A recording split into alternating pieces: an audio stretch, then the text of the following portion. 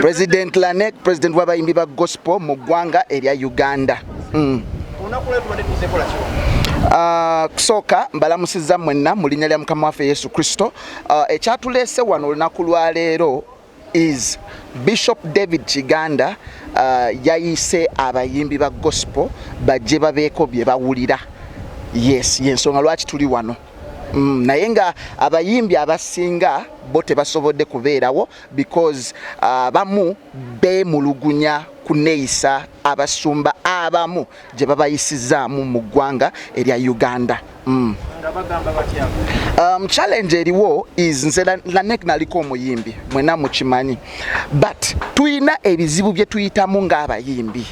Oba okitegeera mu yeekaalo mwena abasinga mukimanyi waliyo ekibbo ebibbo nga 8, ekisooka kya kimu kya 10, ekyokubiri kya kiweebwayo, ekyokusatu eba yansigo, waliwo ne gye bayita love offering ey'omusumba, waliwo n'ey'okuzimba bw'aba alina media house nga balina neza media. Oba okitegeera naye kati ekisinga otumalamu amaanyi is tewali kibbo kye bataddewo eky'omuyimbi owa gospel. Kakati government esituse erese UPRS esolooze sente mu bifo ebyenjawulo, makanisa, mu mabaala, mu TV, ku radio zisobole okuyamba omuyimbi owa gospel. Naye ate $1,700,000 ziringa ezibalemye okuwaayo because UPRS tesabye sente nyingi, $1,700,000 bakitaffe mu mwoyo zino sente bazirina. Oba okitegeera kakati twali mu lockdown wano abasumba tebavaayo kuyamba bayimbi ba gospel mu mbeera ey'enjala.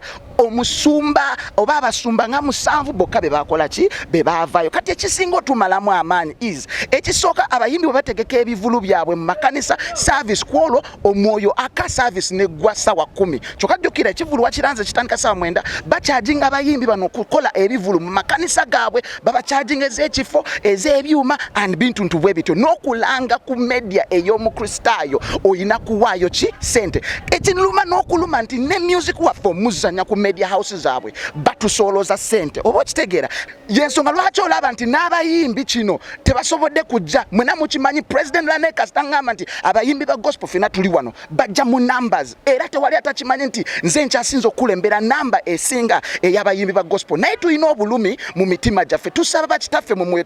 Sagala mulowooze nti tugezako okujeema, tewali ajeema, tewali agezako okukola lutalo.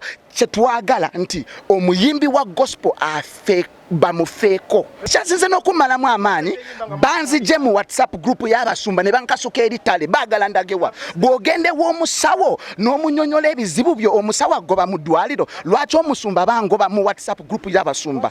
Oba okitegeera olw'okwogera amazima bano abayimbi ba gospel abasinga batya okwogera amazima, batya okwogera ebibaluma mu mitima. Kati Lanek nvuddeyo ntandise obyogerako kati ate nze gwe bakasuka eritale. Oba okitegeera naye mbasuubiza ekintu kimu, tugenda kwekalakasa, ngenda kwekwata ne Wisdom Kaye mujjukira bulungi nayambala ebikutiya wano nga tugenda wa General Salim Sale ne mala ne mutuukako. Kakati tugenda kwambala bikutiya twesiige vvu paka ku UCC tubagambe twagala buli Christian media esasule sente abayimbi bano bayambibwe. Lwaki mwagala basasule nga mwabaleeta ennyimba nga mwegerera babazanyi? Ate nga ffe tuleta ennyimba bazibaze music katika nkwame tulina the industry part of it, then tulina ne part eya ministry y'obuweereza. Oba okitegeera obuweereza tugenda makanisa ne tuyimba kiki naye bwe kituuka ku industry naffe tulina okuganyulwamu. Oba okitegeera Bible tugamba nti ekirabo kyo your gift will make room for you. Jawe bamanyi nti President Lanek astayogera abantu bagenda kumuwuliriza nnyo because njogera amazima. Basoose ne baagala okunziriza kuyingira meeting bagamba Lanek ate bw'onooyingira meeting ogenda kujja abayimbi ate ku kye tubateekako. Ffe twagala omuyimbi wa gospel ayambibwe bw'agenda n'alinnya ku kituuti okuyimba nga we musolooza offering n'ebiweebwayo naye mu mukolere akabaasa akake ne we munaateekangamu $3,000 ojja kuba oyambye omuyimbi oyo.